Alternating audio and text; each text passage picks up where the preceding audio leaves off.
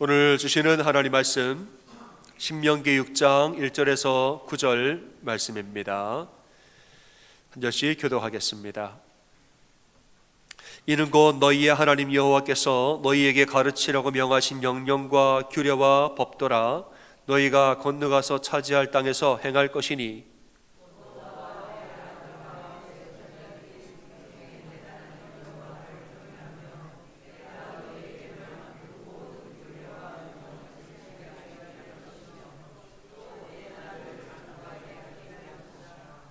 이스라엘아 듣고 삼가 그것을 행하라. 그리하면 내가 복을 받고 내 조상들의 하나님 여호와께서 내게 허락하심 같이 젖과 꿀이 흐르는 땅에서 내가 크게 번성하리라.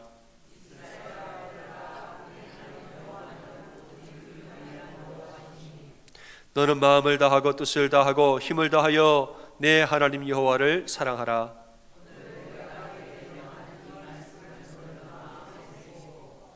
내 자녀에게 부지런히 가르치며 집에 앉았을 때든지 길을 갈 때든지 누워있을 때든지 일어날 때든지 이 말씀을 강론할 것이며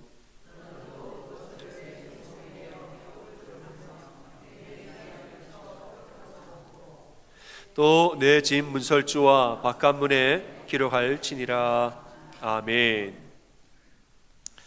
오늘 신명기 6장 말씀, 오늘은 하나님 사랑에 대한 말씀이죠. 여호와를 진심으로 그리고 전심으로 사랑하라, 이런 말씀이에요. 앞에 있는 이 신명기 5장에서는 10계명 하나님 말씀을, 율법을 선포하죠. 그 6장에서는 이 율법은 여호와께서 명령하신 명령과 규례와 법도이니 너희의 나를 장구하게 하기 위하여서 이 율법을 지키라 말했어요. 하나님 말씀을 듣고 행하는 것이 너희가 번성하는 길이라, 이런 말씀을 합니다. 여러분, 하나님 말씀을 지키라, 하나님 말씀 지키라. 근데 이 말씀을 명령으로만 받아들이지 말고 이 말씀이 우리의 행복의 비결이라는 사실을 꼭 아시길 바랍니다. 하나님께 순종하시오, 말씀대로 사시오, 그것이 명령을 하십니까? 명령이 아니에요. 그게 우리가 살 길이고 그게 우리의 날이 장구하며 번성케 되는 행복의 비결이라는 것을 오늘 본문에서 말하는 것이죠. 4절에서는 간절하게 선포합니다. 이스라엘아 들으라 이랬어요. 우리가 알고 있는 바 쉐마 이스라엘, 들으라. 하나님은 오직 유일한 여호와시니 너는 마음을 다하고 뜻을 다하고 힘을 다하여 내 하나님 여호와를 사랑하라 이랬어요. 그러니까 마음과 뜻과 힘을 다하여 하나님을 사랑하라 하는 말은 건성으로 사랑하는 척 하지 말고 정말 진심으로, 우리 전심으로 사랑하라 이거예요. 진짜로 하나님을 사랑하라. 이것이 우리의 행복의 비결이라 말입니다. 6절 이하에서는 이 하나님 사랑을 잊지 아니하도록 자녀들에게 늘 가르치고 어디서나 가르칠 것이고 손목에 메고 미간에 붙이고 집 문설주에 기록을 하라. 왜냐? 자꾸 보이게 만들라. 말하고 기록해놓고 어디든 보게 하라. 왜냐? 사람들은 자꾸 잊어버리기 때문에. 홍해를 건널 때는 하나님 찬송을 하죠. 광야로 들어가자마자 불평을 합니다. 잊어버리는 거예요. 말씀대로 살아야지 하다가도 어느 순간 내 마음대로 살아요. 은혜를 받았습니다. 충만히 아멘하고 은혜를 받고 또 어느새 금방 잊어버리고 또 인간의 마음이 또 나오죠. 사람 자꾸 잊어버립니다. 그러니까는 하나님을 전심으로 사랑하려면 계속 하나님을 생각하고 떠오르고 하나님 앞에 나오라 이거예요. 이제는 백성들이 가나안 땅에 들어갈 것입니다. 이제는 광야에 있으니까 이제는 가나안 땅으로 그들은 들어갈 것입니다. 들어갈 때는 7장부터 10장을 보면은 너희는 그 땅 들어가서 이방인들 의지하지 말고 재물을 의지하지도 말고 자기 의를 의지하지도 말라 그랬어요. 그리고 오직 하나님만 사랑해야 한다. 그게 너희가 살 길이다. 그러니까 이방인이라 하면 사람들 의지하는 겁니다. 내 관계, 사람들, 내 이웃들, 내가 아는 사람들, 그런 사람 있으니까 난 괜찮아. 사람 의지하지 말라는 거예요. 그 행복할 수가 없어요. 그 다음에 재물을 의지하는 거, 농사 열심히 지어가지고 내가 곡식을 많이 거다 창고에 내가 쌓아놔야지 1년치 양식이 있으면 뭐 제일 행복하겠지 싶어도 재물을 의지하다가는 사람이 욕심을 헤어나지 못하고 탐욕에 빠져버리는 것이에요. 그 다음에 쾌락을 따라가고 그 다음에 교만함이 따라오는 것입니다. 또 자기 의를 의지하지 말라고 그랬어요. 이루어오는 것을 보면서 이거 다 내가 했다, 이게 다 내가 한 거다. 하나님 하신 게 뭐예요? 다 내가 했지요. 하나님이 너희가 만들지 않은 집을 하나님이 주셨고, 너희가 일구지 아니하는 밭을 하나님이 주셨고, 가나안 땅을 하나님이 주시고, 이른 비와 늦은 비를 다 하나님이 주셨는데 하나님 하신 게 뭐냐고, 다 내가 했다고. 자기의. 그러다가 사람 무너지는 겁니다. 의지하지 말라는 거예요. 정말 우리 인생이 행복하고 정말 하나님 앞에 우리가 온전히 서기 위해서는 하나님만을 전심으로 의지하고 하나님만을 전심으로 사랑해야 한다 말하고 있는 거예요. 여러분, 행복에는, 우리가 행복하기 위해서는 여러 가지 조건이 있습니다. 한 가지로만 행복해지긴 어렵겠죠. 여러 가지가 두루 있으면 참 행복한데, 그 조건 중에서도 근본적인 조건이 있고 부수적인 조건이 있습니다. 꼭 있어야 하는 조건이 있고 좀 없어도 괜찮은 조건도 있습니다. 우리가 흔히 말하는 부와 명예들, 물질이나 풍요로움들, 이런 거는 부수적인 조건이에요. 부수적인, 근본적인 조건이 아니에요. 이 물질과 이런 것들 행복에 도움이 좀 다소 되는 것은 사실입니다만은 더 근본적인 조건이 따로 있다는 거예요. 그 근본적인 행복의 조건이 뭐냐? 바로 사랑입니다. 사랑. 사람들은 사랑을 많이 받아야 행복한 거예요. 왜냐? 사랑이라는 것은 인간의 아주 근본적인 감정이기 때문에 이 사랑이 우리 안에 들어와야 근본적으로 우리는 사랑의 준비가, 이 행복의 준비가 되어 있는 거예요. 사람이 좀 가난해도 주변의 사람들한테 사랑을 많이 받으면 행복할 수 있습니다. 좀 가난해요, 좀 불편해요, 하고 싶은 것도 좀 못하고, 근데 좀 가난해도 주변 사람들의 사랑을 많이 받아요. 사랑을 많이 받으면 불편은 해도 행복할 수 있습니다. 하지만 부유해요. 부유한데 주변에 사랑을 못 받아요. 남편과 아내한테도, 자녀 부모한테도 사랑 못 받아요. 돈은 많은데 이웃들은 다 나를 뜯어먹으려고, 나를 경쟁하려는 그런 사람만 있고, 돈이 아무리 많아도 편리할 수는 있지만 절대 행복할 수는 없습니다. 무엇이 더 근본적입니까?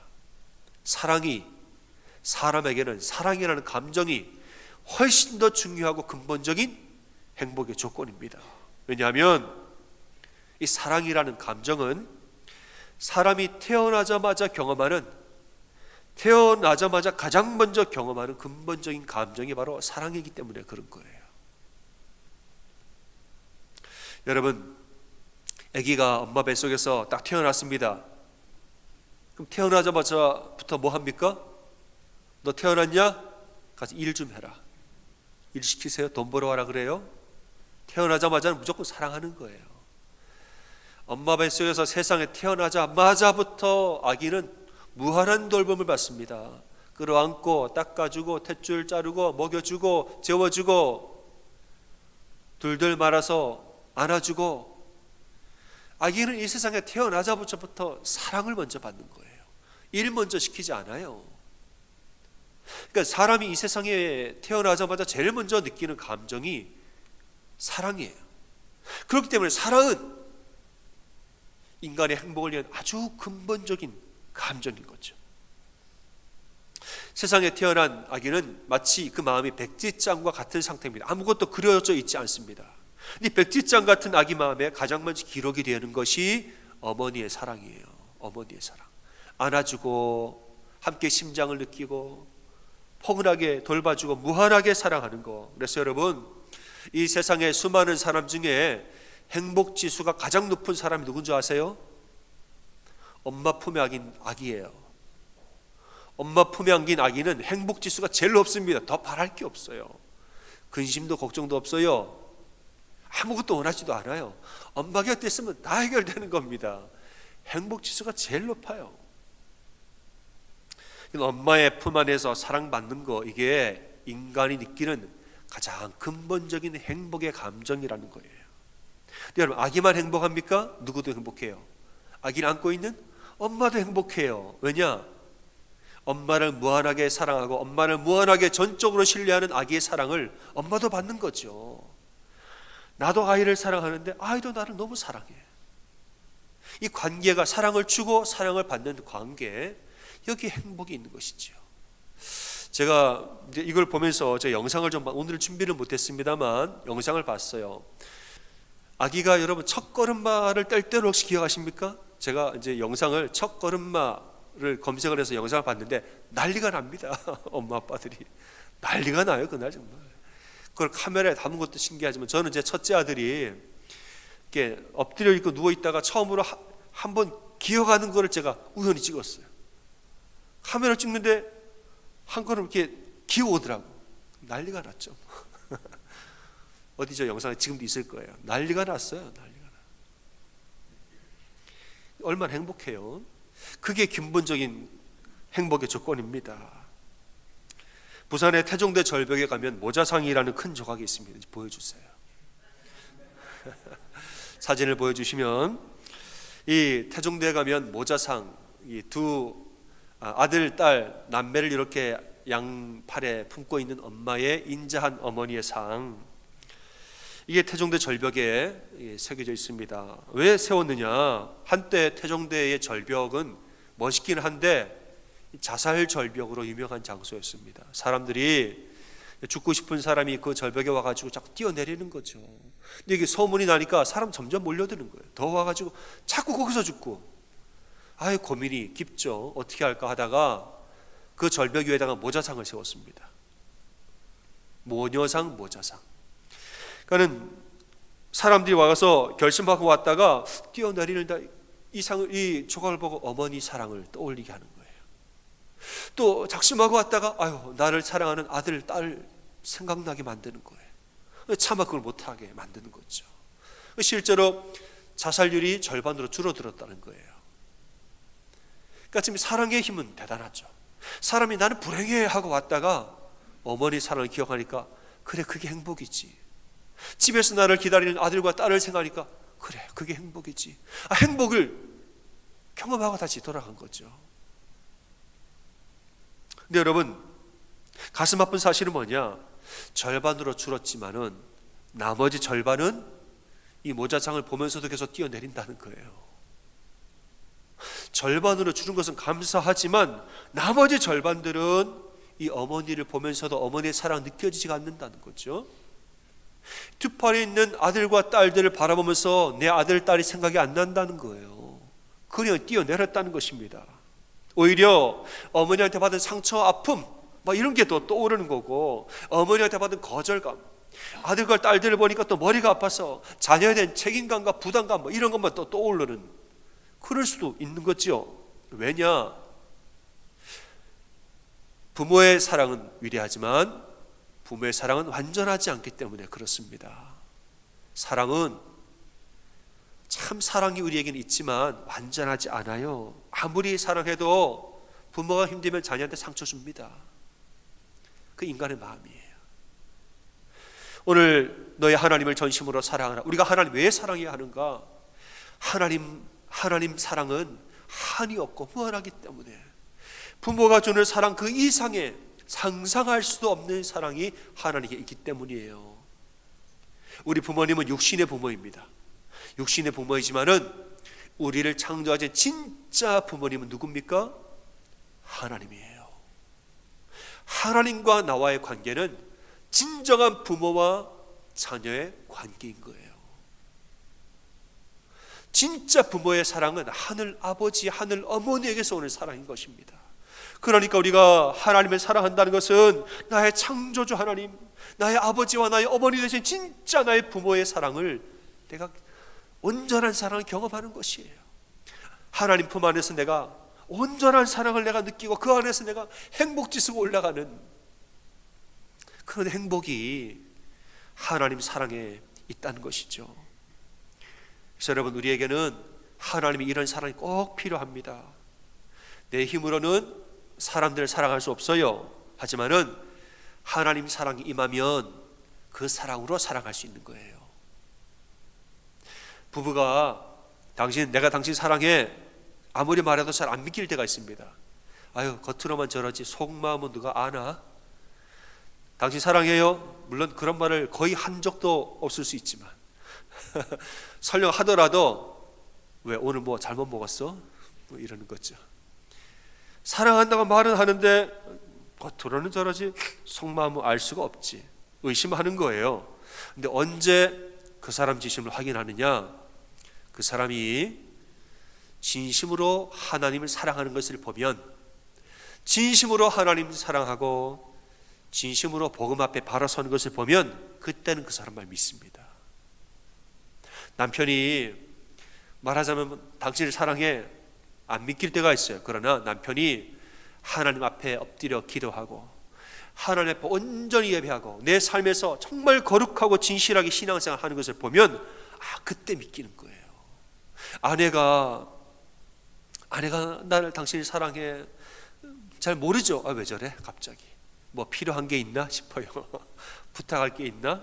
그러나 아내가 보니까 이 말씀을 그냥 사모하고 말씀대로 살려고 참 노력을 하고 하는 것을 보면 이 사람 지금 은혜 안에 거듭났구나, 은혜 안에 거듭났구나. 그걸 보면 그때는 그 말이 믿깁니다.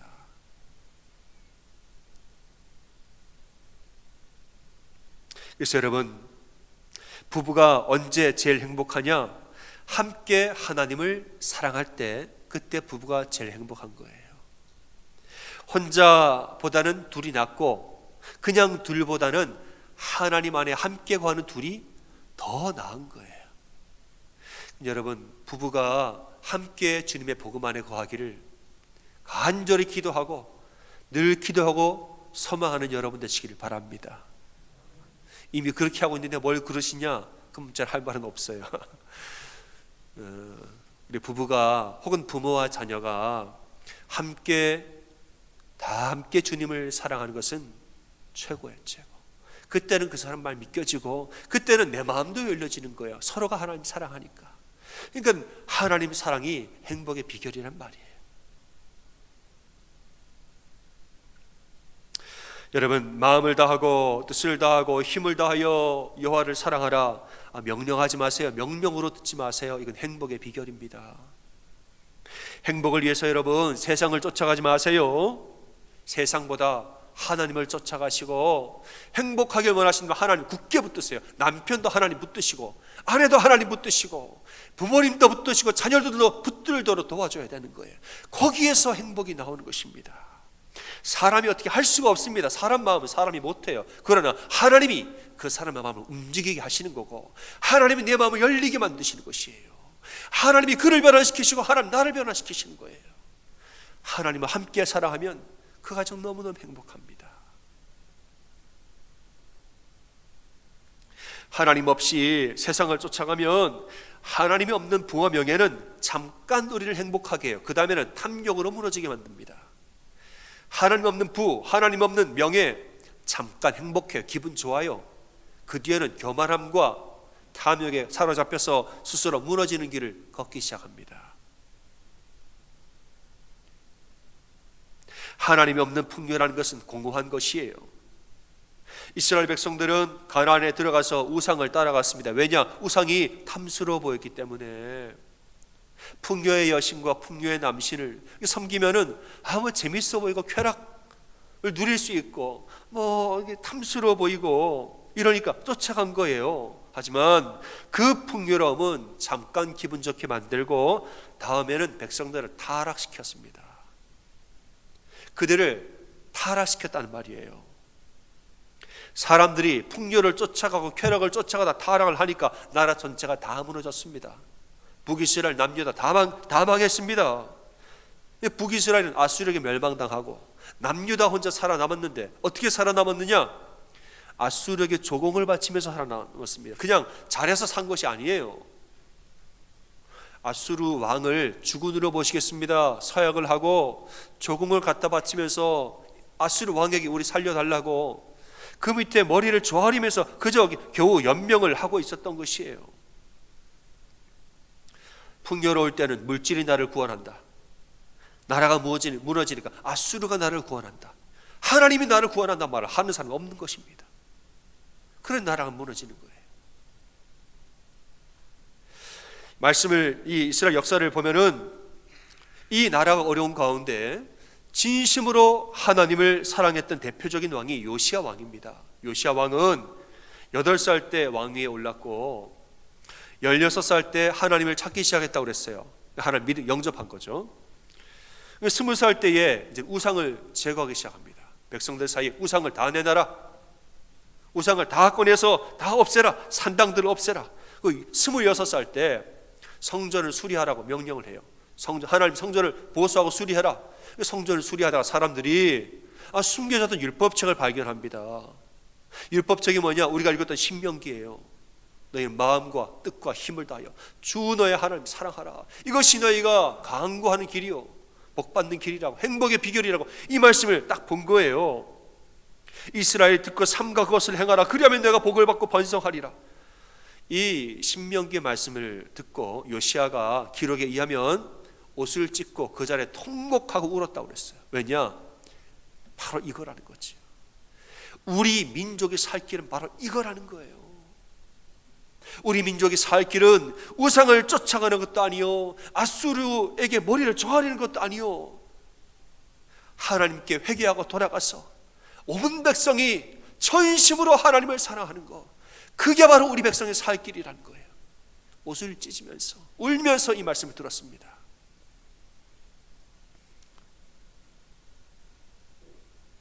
그 다음에 백성들을 모아놓고 신명기 말씀을 들려줍니다. 여러분들, 너희들 우리가 살 길이 무엇이냐? 마음을 다하고 뜻을 다하여 힘을 다하여서 여호와의 말씀에 순종하고 그 계명과 법도와 율례를 지키라. 이게 바로 우리가 살 길이라. 대충 하는 척만 하지 말고 진심으로 하나님 사랑하는 거예요. 이 말씀을 하고서는 이제 우상들을 아주 그냥 다 갖다가 이제 꺼내서 불에 태우는데, 우상들을 찾다가 보니까는 세상에 성전 안에도 우상들이 가득하더라는 거예요. 하나님 섬기는 성전 안에도 다 뒤져봤더니 저 구석에 아스다로 신상, 여신상들이, 아세라 신상들이 그 성전 구석구석에 있더라는 거예요. 그게 하나님 섬기는 성전 안에도 그것들을 다 끄집어내가지고 다 불로 태워서 재로 만들었다는 것이에요. 여러분, 어떻게 성전에서 우상이 나올 수 있습니까? 사람들이 하나님 섬긴다, 예배한다라고 말만 하면서도 속으로는 우상을 다 품고 있었던 거예요. 이거 전심으로 살아가는 게 아니죠.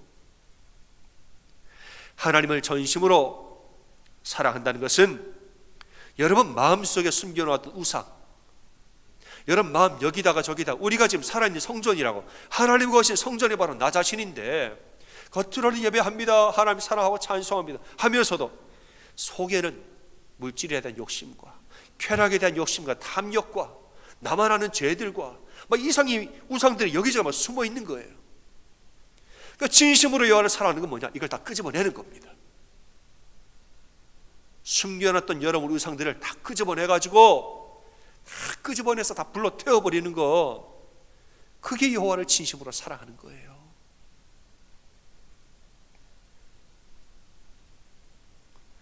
종교의 노벨상이라 불리는 템플턴 상을 수상한 우리 한경직 목사님 돌아가셨죠. 참 존경을 많이 받았습니다. 이분이 영락교회 이제 그만두고 은퇴하신 다음에 남한산성 계곡에 들어가 사셨습니다. 가끔씩 이제 이분이 연로하셨을 때 교계 지도자들이 그분 인사드리러 갔어요. 목사님 하면서 우리 교계 지도자들 다 모였는데 덕담 좀 해주세요 그랬대요. 한경직 목사님이 좀 고민을 하다가 간곡한 어조로 말씀하셨다는 거예요. 우리 목사님들 예수님 잘 믿으세요 그랬다는 거예요. 목사님들 교계 지도자를 모이셨는데 목사님들 예수님 잘 믿으세요 그러더라는 거예요. 예수님 다 믿죠? 겉으로 다 믿어요, 속으로도 믿어요. 그런데 속마음에 저기 어디 보면은 우상들이 몇 개씩 더 박혀 있는 거예요. 자기 의에 대한 우상과 성공에 대한 우상과 인간적인 마음에 버리지 못하고 숨겨놓은 우상들이 막 다 있는 거예요.